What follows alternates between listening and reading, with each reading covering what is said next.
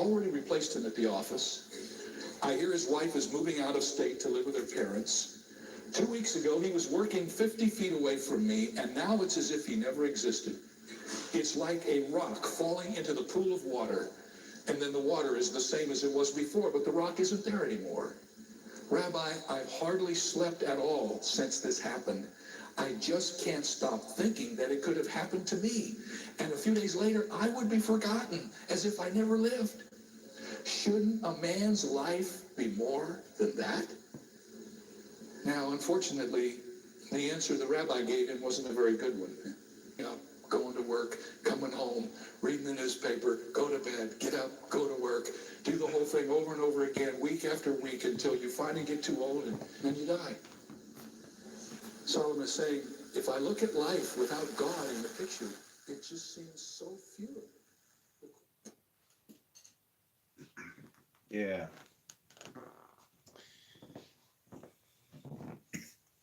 Perfect timing.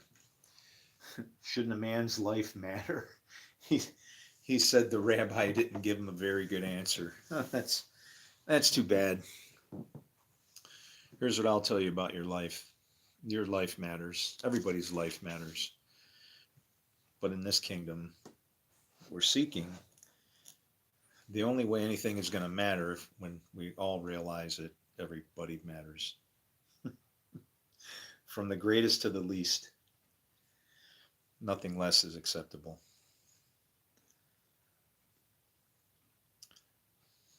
I'm going to look at Ezekiel 18. The soul that sins will die. And I want to backlight that against... and these teachings are pretty much gone, guys. So I'm just not feeling it anymore. I'm scrambling to keep myself afloat, which I will be able to do.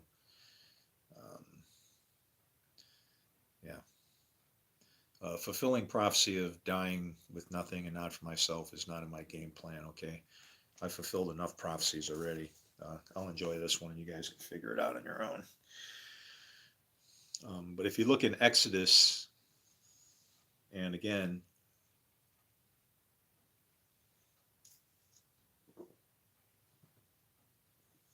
if you look at Exodus 20, what you're going to see is that there are patterns that go throughout scriptures to indicate specific events and so on. 17 is also another powerful number. So for instance, if we go to 17, because that's considered the crushing number of victory, that's 15 plus 2. We see this covenant of circumcision in Genesis. If we go to Exodus 17,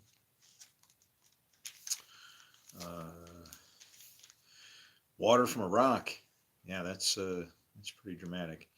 And actually, that's talk about crushing victory. Moses kind of lost his place and didn't get to go where he needed to go at that point, right? Was that where it happened? Why do you quarrel with me? Why do you put the Lord to the test? Oh, okay, yeah, yep, that one. Leviticus 17. Well, one flip, and there we are. Eating blood forbidden. Yeah. And Jesus said to drink his blood, huh? I think you're missing something here. The only way that Jesus could have said, drink my blood and so on, and have that be, yeah, that's, I don't know if people realize that, but that was a covenant that the Watchers made. And I don't think Jesus was a watcher trying to deceive us to get out of here or something like that. But no, Jesus was exactly what we are, the dead. So if we look at Exodus 20, this is where the 10 commandments are given.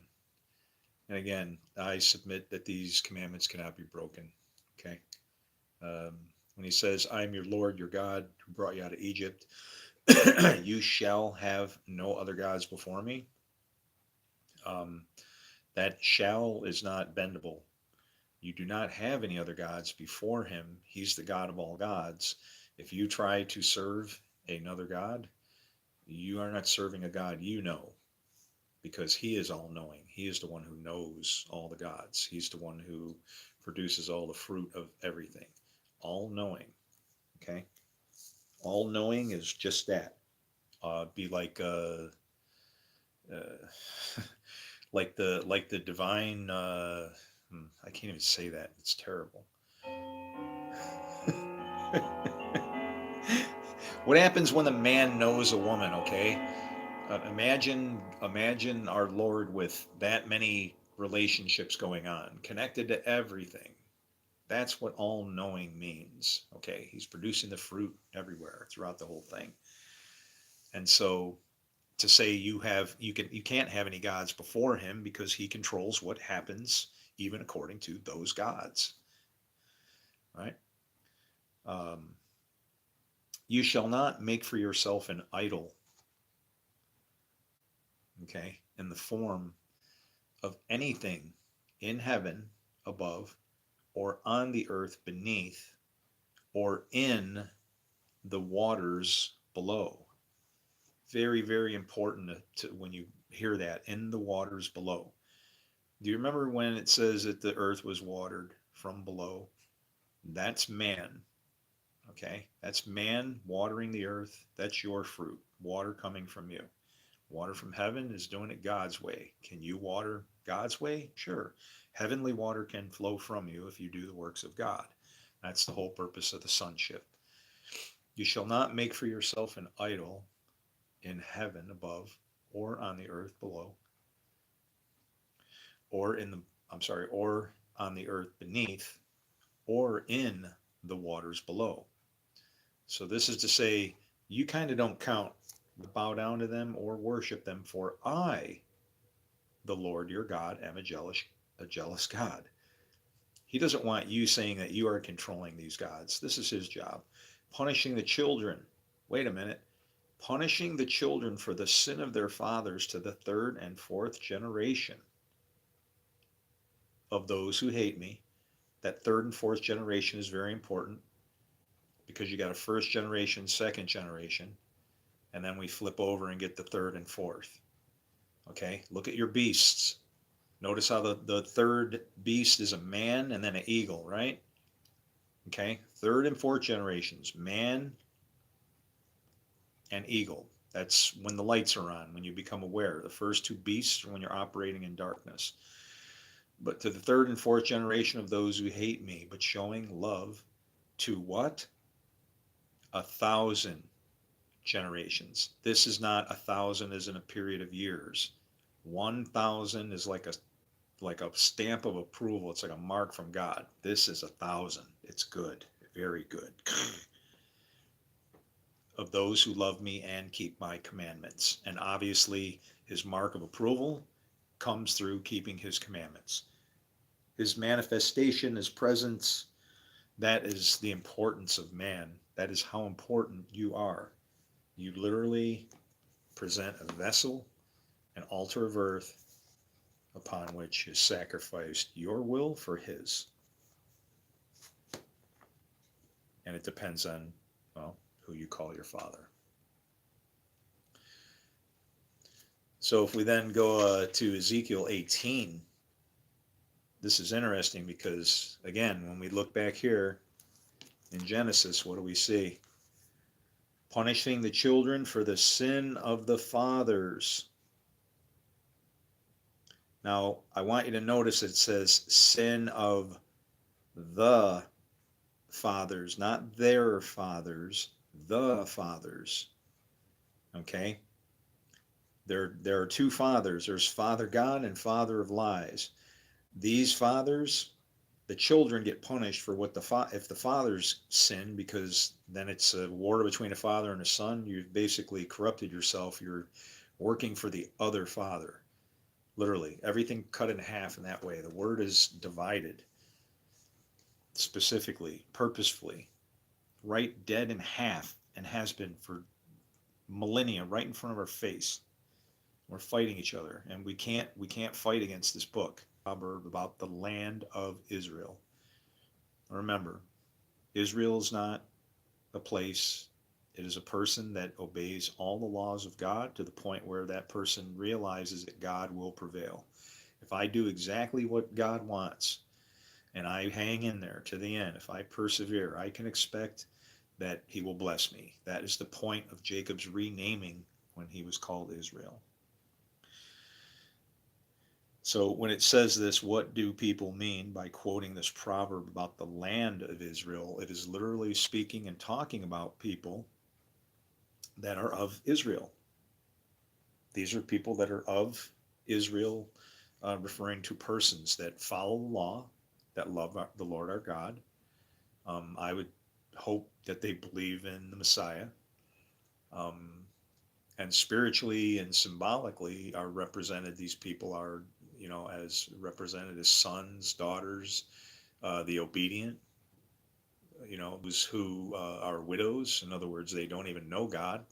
They don't have a father. They don't understand how that works. And they're also orphans. They're not children then. Um, but what do you people mean by quoting this proverb about the land of Israel? So it's referring to people that are supposedly Israel. The fathers eat sour grapes, and the children's teeth are on edge. So is that saying the fathers are putting up with too much, and the children are aggravated because of it? Okay. As surely as I live, declares the sovereign Lord, you will no longer quote this proverb in Israel. Okay, now remember, in Israel. So this is referring to people who follow the law, trust God. God always prevails. Israel is a more of a character trait than a place. If you make it about a place, you're growing too big. This book is about everybody, including you. Israel, for every living soul belongs to me. Every living soul. Okay? The Father as well as the Son, both alike belong to me. Now, what does he say? Very important. Both alike belong to me. What the Lord just said there that people don't catch is what he was saying. When the Father and the Son are mirroring each other, they belong to him. What happens if they're at odds with each other and at war? Well, that's why Moses said the Lord is a man of war. If those two fathers if they're not able to rest upon you, you become a man of war, and with the Lord basically driving you along and helping you to do it. You'll fulfill the prophecies of the bad guy. You'll accomplish much, but not of your own power. You'll stop the daily sacrifices and so on, right? You'll do things that Jesus said, right? But Jesus will look at the purpose and the reason for your works and say, away from me, I didn't know you. Sure, you stopped the daily sacrifices. Sure you did this, sure you did that. Did you really do it for yourself? Or were you beating up, the other side of God's, what he has done? We should not bless out of one side of our mouth and curse out of the other. It's a very bad thing to do. You're basically smacking at the sovereignty of God and his perfection, what he's able to do, and if he's accomplishing as he says he can and will. It's really a bad thing.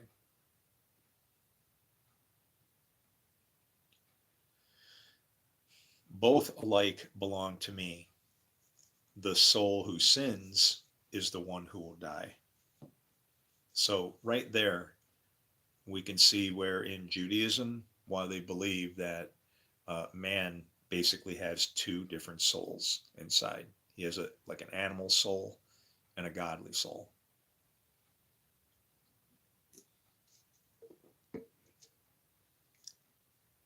And so when you think about it, it becomes there's your sword right there. There are your two fathers. With the sons of those fathers being the fruit. But the soul who sins is the one who will die. Suppose there is a righteous man who does what is just and right. He does not eat at the mountain shrines, nor does he look to the idols of the house of Israel. He does not defile his neighbor's wife. That sounds really bad, and I laugh about it because defiling your neighbor's wife is more about messing them up because of their law.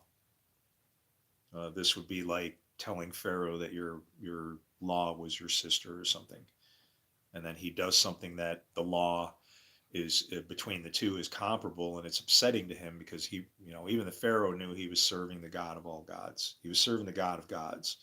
So like to take somebody else's wife from them is like not a good thing. You bring problems upon yourself. Even the Pharaoh had respect at that level, of God, or at least whether called the same or not, that God must have thought or felt the same way as him. There was some kind of respect going on. He knew if he erred, he could bring trouble on himself, and we should do the same. We take things too lightly with regards to this book and how we deal with it and each other. He does not oppress anyone, but returns what he took in pledge for a loan. He does not commit robbery, but gives his food to the hungry. Okay, so he does not defile his neighbor's wife or lie with a woman during her period. Let me add that back in there. He does not oppress anyone, but returns what he took in pledge for a loan. He does not commit robbery, but gives his food to the hungry. He provides clothing for the naked. He does not lend at usury or take excessive interest. He withholds his hand from doing wrong and judges fairly between man and man. He follows my decrees and faithfully keeps my laws. This man is righteous. He will surely live, declares the sovereign Lord. Declares the sovereign Lord. Sorry, trying to keep from biting my tongue. I got some busted teeth on one side, and if I bite my tongue, it bleeds. They're like freaking razor blades over there. Right there. Suppose is this that hard for somebody to abide by? Suppose there's a righteous man who does what is just and right. I could claim that. I'm not. I'm pretty sure if I was deceitful or a thief or something, right? He does not eat at the mountain shrine. So what does that mean? Eating at mountain shrines is taking advantage of what God has. You're literally eating the food that you can get from God and using it to your advantage. Or look to idols of the house of Israel. And idols of the house of Israel would be useless things in Israel that are just doing nothing. There should never be idleness. We're working all the time, same as our Father. He does not defile his neighbor's wife or lie with a woman during her period. And again, times of uncleanness, you're either using someone's law against them, or even in times where let's say their law is at war. Let's say if I'm of the house of Israel, I don't believe in war. It's always at war. Well, my wife, my Torah, my woman requires me not to war, but for my neighbor, I can't impose my law on them because their law deals, unless they're under my law. If they're not under my rule, they're under their own rule. God made a table of nations for that reason, and I have to respect that they're at war for that. Ultimately, I would like to see peace, but if I am actually of Israel, then the only proper response to any war would be, I am not for you or your enemies. It's as simple as that, because I don't have any. But returns what he took in pledge for a loan. Boy, the days when I could give a loan, and I don't know, I just never tried not to get it back if I didn't have to. I might say something about it, if you were treating me bad. It's like, hey, remember when I was nice to you? I don't need money, but can you just be kind to me? He does not commit robbery, but gives his food to the hungry and provides clothing for the naked. And providing clothing for the naked is interesting because That could be as much as covering somebody's sin. Who are the naked? The naked are those who are oppressed by their sins. They've been told something that's oppressing them. Um, he does not lend at usury or take excessive interest. He withholds his hand from doing wrong and judges fairly between man and man. He follows my decrees and faithfully keeps my laws. This man is righteous. He will surely live, declares the sovereign Lord. But, hmm,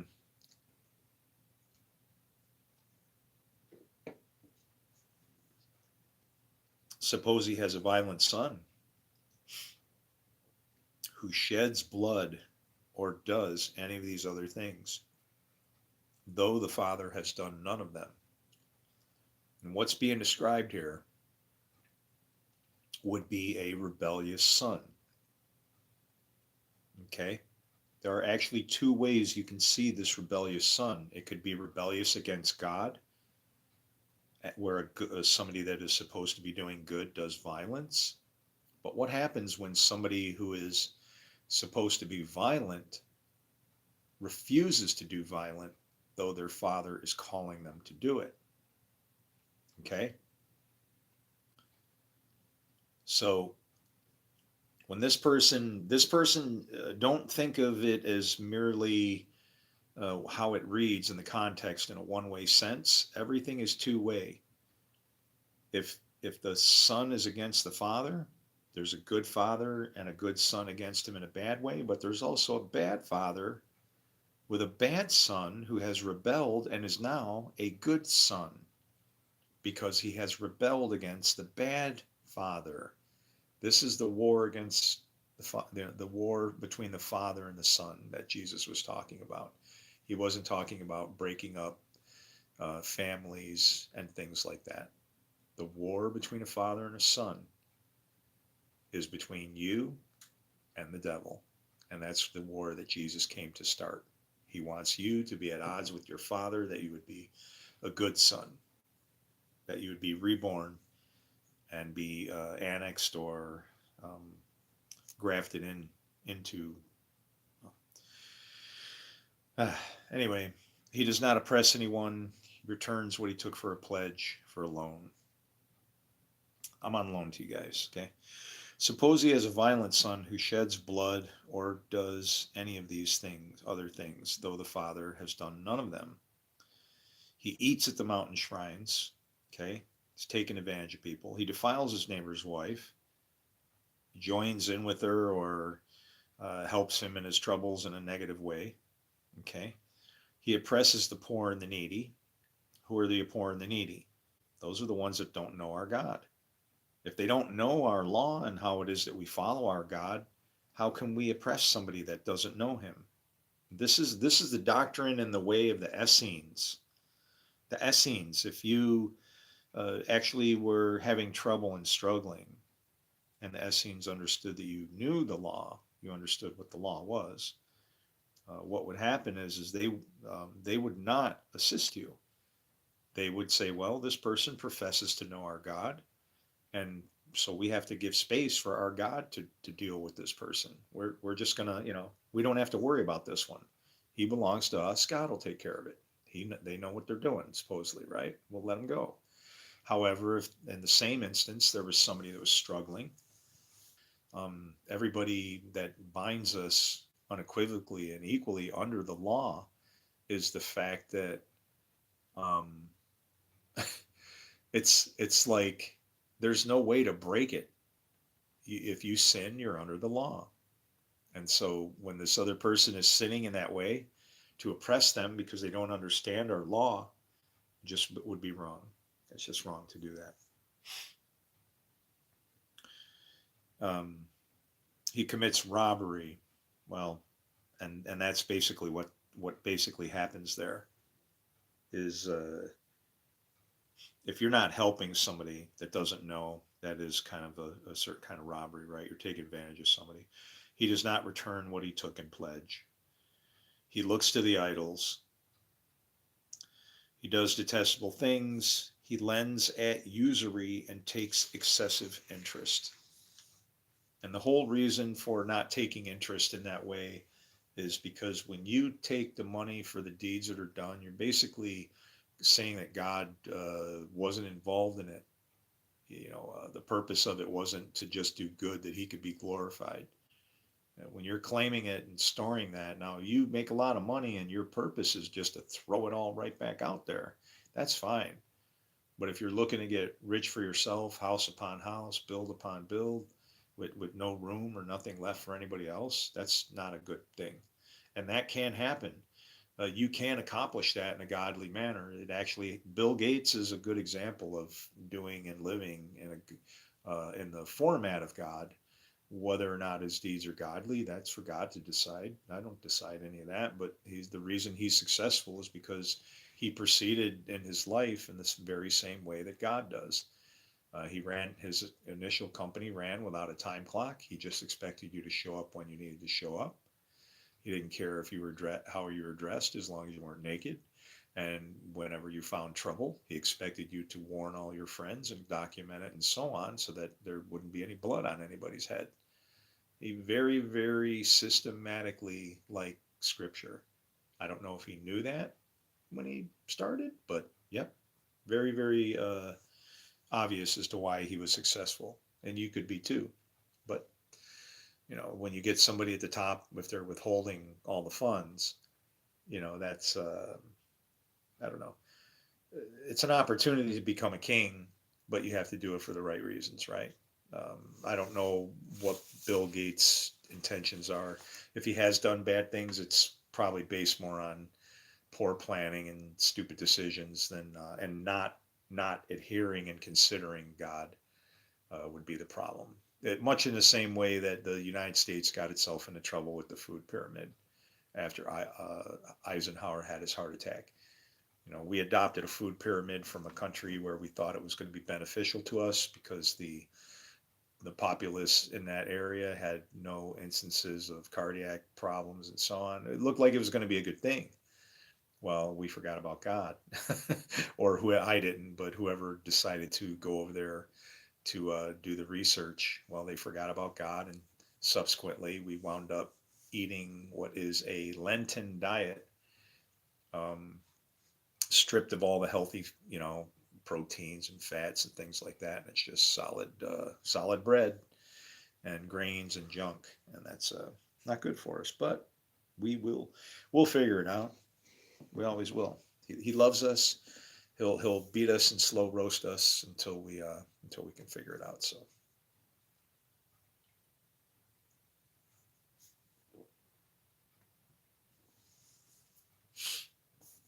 So but that's a detestable man, obviously, right? He's exactly the opposite of the other person, like literally a mirrored image of good and bad. Um, there are some words that were changed in some of the manuscripts that we should look at here. Okay, verse number 8, which reads, "He does not lend at usury or take excessive interest." Um,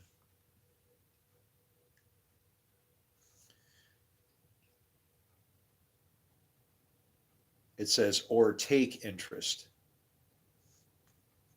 like literally at all. Okay. And similarly in verses 13 and 17, the same thing. Excessive interest is just reduced to take interest. That is the proper translation. Okay.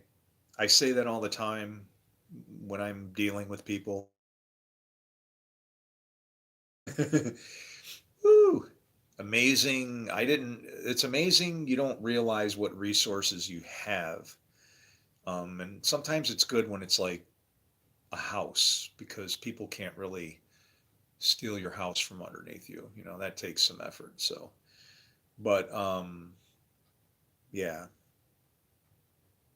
I don't want to go the route that I'm going, because if I do, it will only further serve to fulfill more prophecy. I will be setting myself up to die with nothing and not for myself, because anything that I do, I don't do for myself, but um, yeah, I'm setting up to in a certain financial situation where that would be a reality, and it's like I'm sick of fulfilling prophecy. I don't want to fulfill any prophecy, because if I fulfill the rest of the prophecies, there's a possibility that God could say, well, somebody was already here, he filled all the prophecies, now I can just leave them sit and see what they do. And it's not good when the sun and the moon go out. When we lose the sun and the moon, we're in deep distress, my friends, and it's already been dark for a long time. Um, but will such a man live? He will not, because he has done all these detestable things. He will surely be put to death, and his blood will be on his own head. But that's fine, because look, his blood's on his own head. I can deal with that. I'm not that person, so I can deal with things like that. That doesn't bother me. I don't read something like that and frighten somebody with it. I just figure, well, if that's what God's going to do, then that's what he's going to do. I hope I can be a beacon to this person and lead them away from, whatever troubles they're bringing upon themselves. But suppose this son has a son who sees all the sins of his father commits, and though he sees them, he does not do such things. And that is a special person.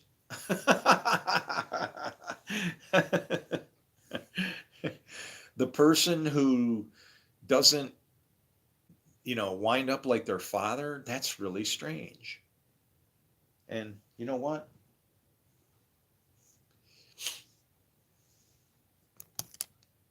That's where I've had the benefit of not having a father.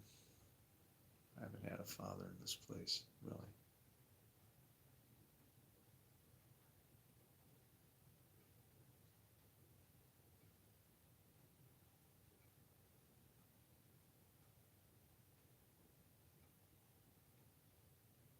Not a physical father, anyway.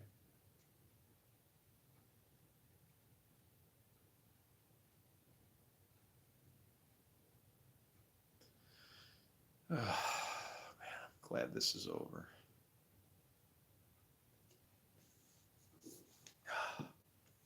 Very glad. Now remember, 19 was not in here, but it does have an interesting subtitle. A Lament for Israel's Princes. Perfect. Why wouldn't it? I didn't look up the verses. I didn't look up the verses in the title. And I usually do, and I didn't give a shit. I just pushed them out there. It was 10:22, 10:22, and it was Isaiah 22, or Isaiah 22:10.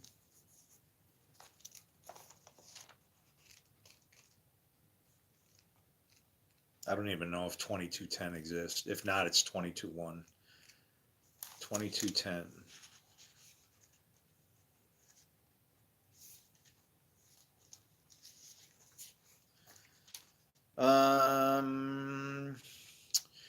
You counted the buildings in Jerusalem and tore down houses to strengthen the wall. Yes, I did. John 10:22. John 10:22. John 10:22.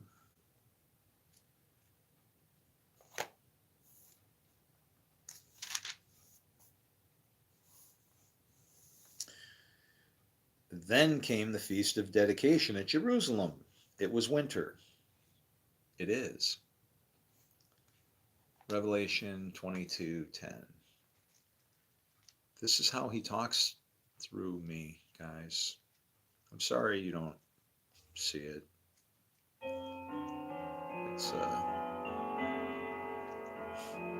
It's 11 o'clock. 11. Woo! Great number.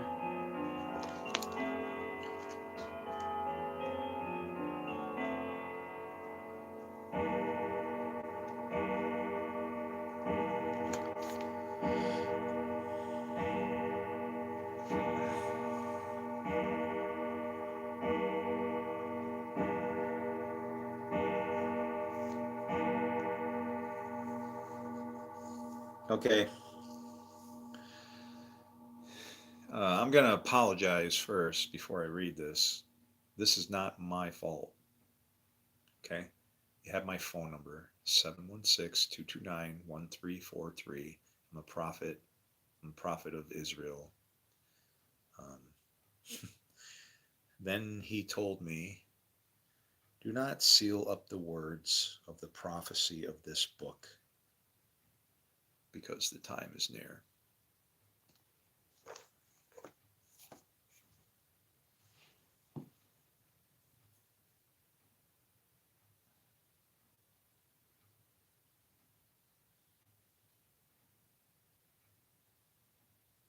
I want to help you folks. Well, can anybody just maybe see if God is really talking to me? Just test me, ask anything. It's just getting really.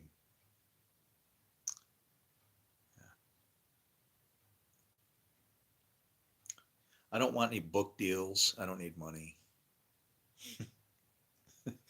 You want to know what I need? I need an EKG that's going beep, and I can go, whew, that was close. Glad I didn't have to sit around and watch what the hell was going to happen back there. So, thank you very much.